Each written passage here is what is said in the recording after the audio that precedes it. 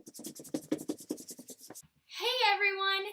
Today I'll be reviewing some series with assassins. I personally love assassins. I mean, they're so cool. In fact, now that I think of it, all the books I've written recently have included assassins in them. Even my Gelso fanfiction. So if you happen to like assassins too, then this video is for you. The first series I'll be reviewing today is The Blades of Akhtar by Tricia Mingerink. The assassin in this story is Leith. And what happens is he's one of the Blades of Akhtar. Blade is just another way of saying assassin, and Acktar is this dictator, a very mean dictator. Leith is wandering through this blizzard, and he's hurt, and then he falls at someone's doorstep. It's the home of these two girls, so they take him in, and they tend to him, and they heal him, and he actually finds out that they're the ones he was sent to assassinate.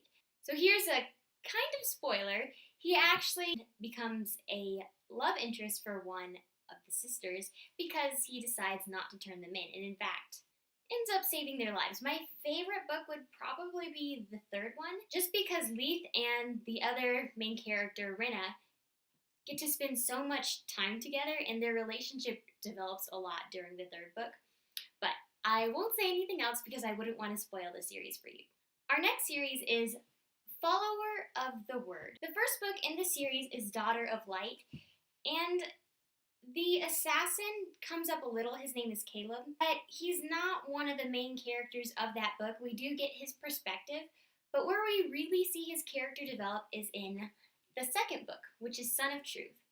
So essentially what we see of him in the first book, he's also an assassin love interest. Not only do I love assassins, but I also really like a love interest in a story. So when you combine them in a story, it's pretty awesome. So essentially what happens in the first book with the assassin is he's part of this bad guy's army, and he's leading an attack against this kingdom. And the other main characters are charged with protecting this particular kingdom. The assassin Caleb eventually meets with this scribe called Nirni. Nirni wanders into his camp. They assume she's a spy, and they turn her over to Caleb. So for that part of the story, he pretty much keeps her tied up by his bed. I know, not too terribly romantic, but he does that so she doesn't have to be with the rest of the captives because they're treated pretty brutally. We see a lot more of their relationship develop in the second book. They cross paths again, and this time Nirni is sold to him as a slave, but of course he makes sure to tell her in name only, and he does this once again in order to protect her. And then our final series, I'm sure you're all pretty familiar with, it would be The Remnant Chronicles by Mary E. Pearson. The first book in this series is The Kiss of Deception, which is a really cool book, just because the concept is this princess runs away from an arranged marriage off to this tiny coastal town, and two men go after her. One is the prince, one is the assassin, and we get both of their perspectives without really knowing for sure which is the assassin or the prince. The assassin becomes a pretty important character in this series, but I really can't say anything else. A lot of the first book is based on that mystery of who's the assassin and who's the prince, at least the first half.